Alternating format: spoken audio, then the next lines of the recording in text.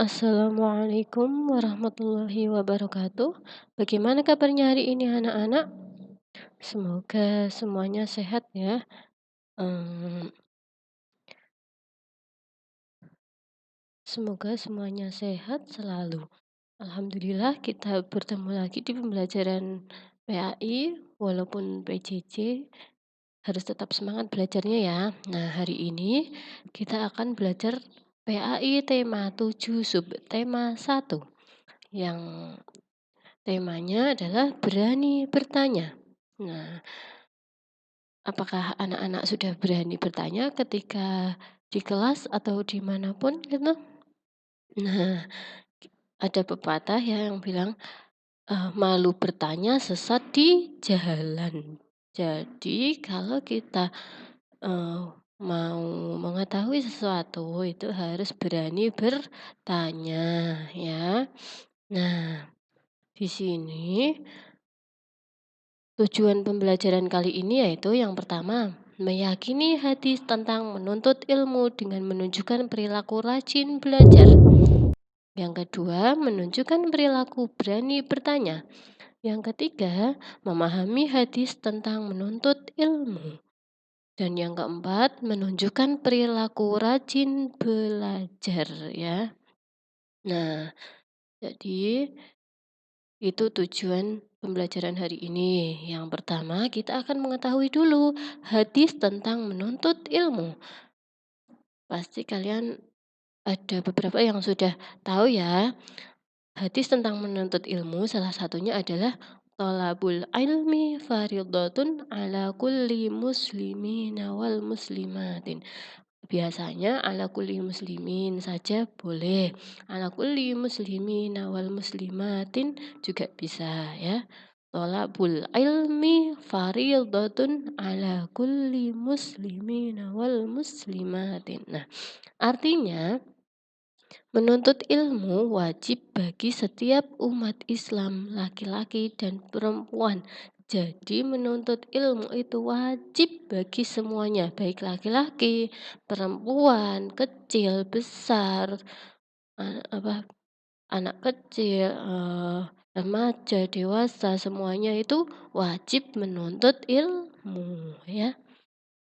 Nah, hadis tentang menuntut ilmu.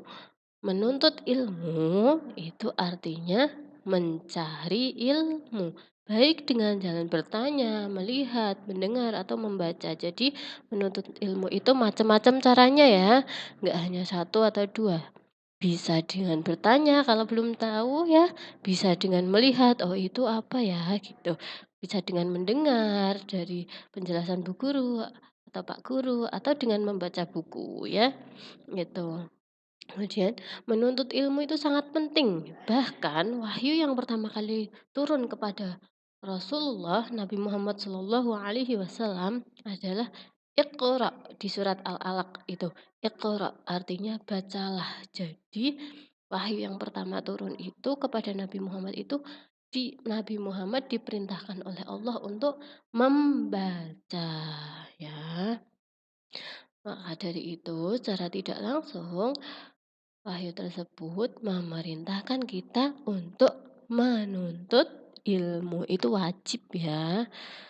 Nah, setiap muslim wajib menuntut ilmu, baik muslim laki-laki maupun perempuan. Ya, ada yang ditanyakan? Nah, kalau misalnya ada, silakan eh, WA ke Burista ya kalau masih belum paham ya. Nah, ini ada kata-kata tanpa ilmu tidak tahu cara beramal. Nah, contohnya kalau misalnya mau wudhu, kalau kita tidak mengetahui tata cara wudhu, maka kita tidak bisa melaksanakan wudhu itu. Kemudian tanpa amal baik, kamu tidak akan mendapat pahala. Misalnya, cara wudhu yang baik bagaimana? Kalau kita tidak tahu, maka kita tidak akan mendapat pahala kalau kita melakukan wudhunya asal-asalan, begitu maksudnya. Tanpa pahala, kamu tidak akan bisa masuk surga.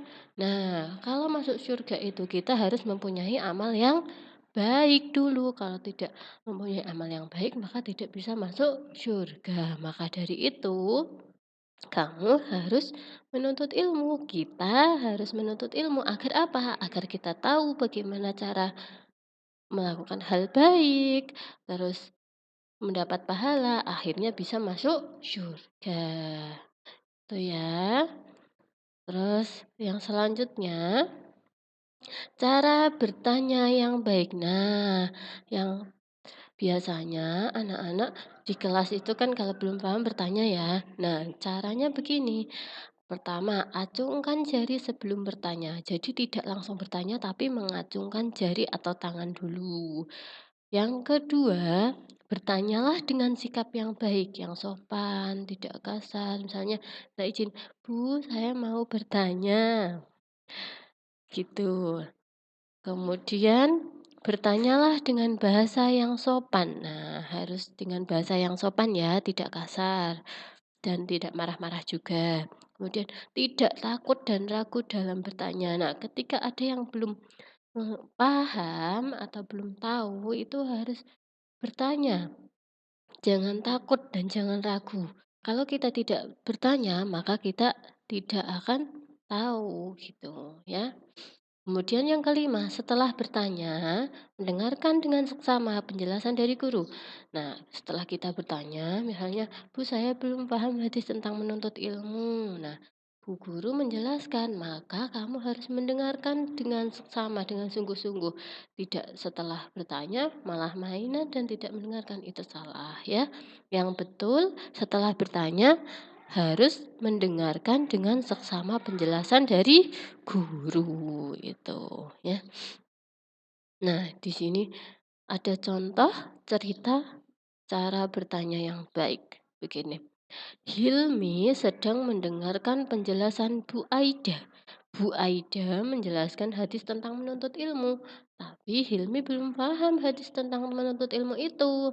Kemudian Hilmi mengacungkan jari atau tangannya untuk bertanya. Kemudian hmm, Kemudian Bu Aida mempersilahkan Hilmi bertanya. Ya silahkan Mas Hilmi, ada apa? Nah, Hilmi menyampaikan pertanyaannya dengan jelas. Mohon izin Bu, Mas Hilmi mau bertanya. Saya belum paham tentang hadis tentang menuntut ilmu. Nah, Hilmi tidak takut dan ragu dalam bertanya. Jadi berani gitu ya. Nah, oh iya Mas Hilmi. Kemudian Bu Aida menjelaskan hadis tentang menuntut ilmu itu dengan jelas lagi. Setelah itu, nah ketika Bu Aida menjelaskan, Mas Hilmi mendengarkan dengan seksama penjelasan Bu Aida. Akhirnya Mas Hilmi menjadi paham hadis tentang menuntut ilmu. Gitu ya. Itu cara. Nah, sekarang latihan soalnya ada ada 12 ya. Yang pertama, nanti silakan eh, latihan soalnya ini ada 12, Bu Rista akan bacakan ya. Silahkan nanti ditulis jawabannya saja. Misalnya 1A, 2B gitu misalnya gitu ya. Nah, soal yang pertama. Menuntut ilmu wajib bagi titik-titik. A. Setiap muslim. B. Laki-laki saja. C. Perempuan saja. Nomor 2. Sebentar. Silakan ditulis dulu. Nomor 1 diulangi dulu. Menuntut ilmu wajib bagi titik-titik. A. Setiap muslim. B. Laki-laki saja. C. Perempuan saja. Nomor 2, Via dan Adi hendak mengikuti ujian. Adi tidak mau belajar. Via sebaiknya A. Membiarkan Adi bermain. B. Menasehati Adi agar rajin belajar. C. Mengejek Adi. Silahkan dipilih ya yang mana. Nah, nomor 3, Daus berdoa